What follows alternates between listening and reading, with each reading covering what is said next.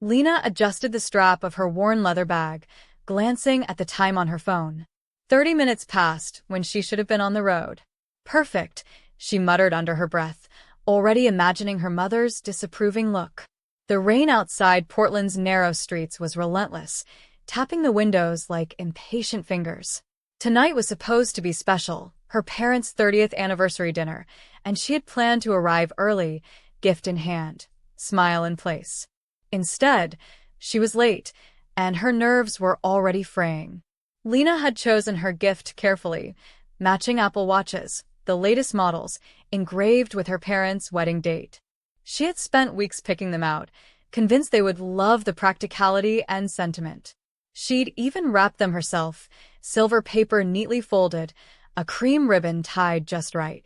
This is it, she told herself in the mirror earlier, dressed in a navy dress that cost more than she liked to admit. Tonight is the night we reset things. Her family, at least from the outside, was perfect. Richard, her father, was a respected bank manager, the kind of man who wore suits that looked straight from magazine covers. Marion, her mother, was an accountant downtown, sharp with numbers and sharper with appearances. Then there was Victoria, Lena's older sister, who had hit every milestone exactly on schedule. Top law school, prestigious firm partnership by 35, picture-perfect marriage to Ethan, a successful surgeon. And then there was Lena, the wild card. She'd chosen art school, not law or business. She was a freelance graphic designer with unpredictable income, but a growing reputation. Her small apartment in Portland's Pearl District was her sanctuary, even if her family saw her work as a cute hobby. Growing up, family dinners were a parade of Victoria's achievements, debate team wins, perfect grades, scholarships. Lena's creative wins, an art competition here, a gallery showing there, earned polite smiles. "Art is lovely, darling," Marion would say, patting her hand. "But you need something stable to fall back on." That narrative shifted 3 years ago. Lena had bought a lottery ticket on a whim and won $200,000. Enough to clear her student loans, invest in better equipment, and breathe a little easier. She never meant to tell her family, but one casual mention at dinner changed everything. Suddenly, she wasn't the disappointment anymore. She was a resource. Her father needed a new car. "Just a small loan. I'll pay you back after my bonus," he promised. $7,000 later, there was no mention of repayment. Victoria asked for $4,000 for Chloe's summer camp. Marion wanted a kitchen renovation. Ethan needed investors. Each time Lena hesitated, she was reminded. Family helps family. But what hurt more than the money was how conditional their affection felt. Before the windfall, she got obligatory birthday calls. After, weekly dinners, group texts, and family trips, ones she was quietly expected to subsidize. So, when their 30th anniversary came around, Lena saw her chance. She would show them her love, not with obligation, but with a thoughtful gift. Maybe tonight would be different. By 6 o'clock, Lena was in her car, the gift box tucked carefully on the passenger seat. The rain had thickened into a curtain of silver, blurring headlights into streaks of white. "Okay, 20 minutes tops," she told herself, easing onto the slick road. Her phone buzzed, a reminder of the reservation time at the Riverview, one of Portland's most exclusive restaurants. But the drive became a nightmare. The usual rush hour crawl turned into a standstill when a sudden downpour slowed traffic to a crawl. The clock on her dashboard taunted her. "Come on, move," she whispered, drumming her fingers on the steering wheel. 15 minutes late, she thought she could still salvage it, until blue and red lights flashed ahead. A 3-car pileup had closed 2 lanes. Engines went quiet as drivers gave up and waited. Lena's stomach tightened. She grabbed her phone and dialed her mother. No answer. She tried her father next. Straight to voicemail. Victoria, too. She typed a quick message into the family group chat. "Stuck in traffic, big accident. I'll be late, but I'm on my way." The message showed as delivered. No one replied. By the time she pulled into the Riverview's valet drop-off, she was nearly an hour late. She checked her reflection in the visor mirror. Rain had frizzed her hair despite the umbrella. "Deep breath," she told herself, forcing a smile. The maitre d' greeted her with a polite nod. "William's party?" he asked. She nodded, clutching the gift bag. "They're in the private lakeside room," he said. "They've already been served dessert." His tone was apologetic, but it still felt like a sting. Walking through the elegant dining room, Lena's heels clicked against polished wood. Laughter spilled from the private room before she even reached it. She paused at the doorway, heart thudding. Inside, her family was mid-laughter over something Ethan had said. Her parents sat at the head of the table, glasses of wine in hand. Chloe and her little brother giggled over plates of half-eaten chocolate cake. Aunt Helen was there too. Everyone, except Lena. It was Chloe who noticed her first. "Oh, "Aunt Lena's here," she said without looking up. Heads turned. Marion's laughter faded into a thin smile.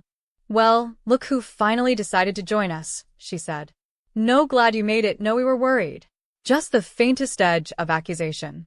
"There was a huge accident on the highway," Lena explained, still standing with the gift bag in hand. "I tried calling." "We don't check phones during family dinner," Victoria cut in with a shrug. "Dad's rule, remember?" Lena bit back the reminder that she'd seen Victoria check work emails during dinner plenty of times. Richard motioned toward the one empty chair. "Sit down. We'll see if the kitchen can whip up something for you." Lena slid into the seat, noting the empty bread basket, the drained water glasses, and the fact that no one had thought to order her usual truffle pasta. "No need to trouble the kitchen," she said, forcing a smile. "I'm just happy to be here for the celebration." She reached for the silver-wrapped box beside her bag. "Happy anniversary, Mom and Dad. 30 years together. That's worth celebrating properly." Marion took the box with a polite, "Thank you," setting it aside without opening it. An awkward pause settled over the table until Aunt Helen spoke up. "Shouldn't we open Lena's gift?" "Oh, of course," Marion said, as though it had slipped her mind. She peeled back the silver paper, revealing the sleek, white box inside. When she opened it, there was a flicker of genuine surprise. "These are the newest Apple Watches," Lena explained eagerly. "I had them engraved with your wedding date. And I already set them up with your favorite health apps, since you've both talked about getting more active." "That's thoughtful," Marion said, closing the box neatly. Richard nodded in agreement. "Very nice." But neither of them tried the watches on, nor looked at the engraving. The moment passed so quickly Lena wondered if she had imagined their brief interest. Then Chloe piped up, "Wait until you see what Mom and Dad got you." Her voice was bright with excitement. Victoria smiled, pulling an envelope from her bag and handing it to their parents. Inside were travel documents, a week-long, all expenses paid trip to Maui. First-class flights. A beachfront suite at the Four Seasons. "We know how much you love Maui," Victoria said warmly. "You deserve to be pampered." The reaction was immediate. Marion's eyes filled with tears as she hugged both Victoria and Ethan. Richard clapped Ethan on the shoulder. "This is incredible, son." The table buzzed with talk of beaches, restaurants, and sunset cruises. Lena's gift sat forgotten on the side table. Her name didn't come up once in the excited chatter. She sipped the water someone belatedly poured for her, the taste flat in her mouth. As the talk of Maui finally slowed, Marion reached into her purse. "Before I forget," she said in her practical tone, the one that always made Lena brace herself. She unfolded a long slip of paper and smoothed it across the tablecloth. It was the bill. Lena's eyes caught the number at the bottom, $1,000. Even for the Riverview, it was steep. Marion must have seen her glance. "Private room, premium wine pairing, full tasting menu for everyone," she explained casually. Then she did something that froze Lena in place. She slid the bill directly toward her. "We thought you might like to take care of this, since you missed most of the dinner," she said with a smile that didn't quite reach her eyes. Lena stared at her, waiting for someone to laugh and say it was a joke. No one did. Instead, Richard added, "We reserved a spot for you. The restaurant charges per person, you know." "And it's not like you have other expenses," Marion said lightly. "No kids, no mortgage." Victoria gave a little laugh. "Oh, come on, Lena. You've always been our family ATM since you won that money. Why stop now?" The table erupted in laughter. Even Chloe and her brother giggled, though they likely didn't understand the meaning. Ethan raised his wine glass. To Lena's good fortune, which we all get to enjoy. The sound was like a slap. Lena's mind replayed every loan that was never repaid, every gift she had been expected to fund. She saw the pattern now. It had never been about love or inclusion, just access. Marian leaned back, reminiscing. Remember when she paid for Chloe's summer camp? $8,000 for 6 weeks. And the new roof for the lake house. Richard chuckled.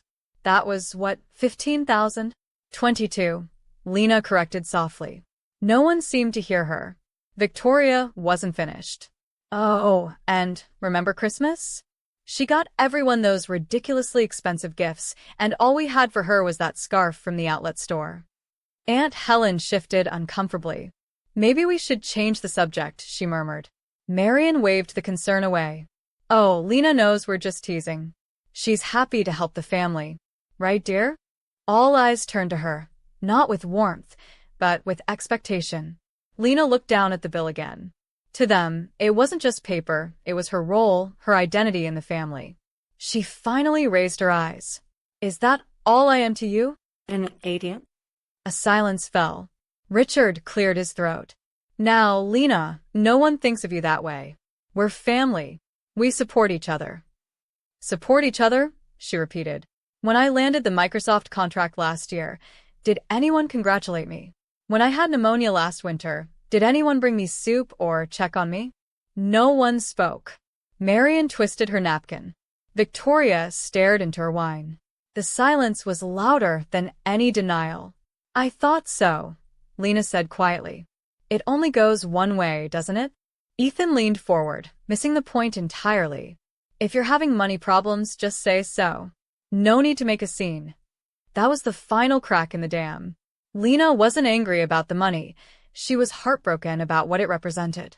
She had spent years buying counterfeit affection, hoping it would turn into something real.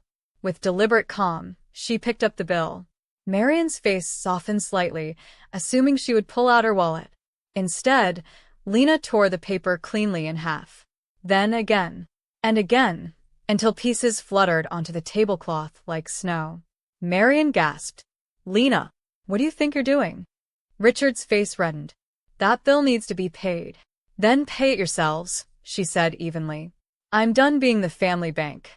Lena smoothed her dress with hands that were surprisingly steady. For 3 years, I've given and given, money for renovations, money for vacations, money for cars and camps. Did any of you ever say, thank you? Did anyone ever offer to pay me back? Her voice stayed calm, but each word landed like a stone. Did anyone even acknowledge that these were gifts, not obligations, from someone who thought maybe, just maybe, it would make you see her as worthy of your love? Victoria rolled her eyes. Oh, please. Don't be so dramatic. We do love you. Do you? Lena asked, her gaze fixed on her sister. When was the last time you called me just to talk, not to ask for something? She turned to her mother. When was the last time you showed interest in my life or my work? My choices are different from yours, but that doesn't make them less valuable. Marian's tone grew defensive. We have responsibilities, careers, children, and I don't. Lena cut in. My time, my work, my life matter. They've always mattered. You just never saw them that way. She took a breath, her voice softening but gaining weight. I'm not your golden goose. I'm not your emergency fund. I'm not the price of your affection. The table stayed silent. Chloe's fork clinked against her plate as she shifted uncomfortably. Aunt Helen lowered her eyes. I came here tonight to celebrate you, Lena said, her throat tightening. But I've realized something. Family isn't about blood or history. It's about respect. And I don't see any here. She placed her napkin on the table, picked up her bag, and stood. Enjoy the rest of your evening, she said. No tears, no shouting, just a quiet finality that left the air heavy.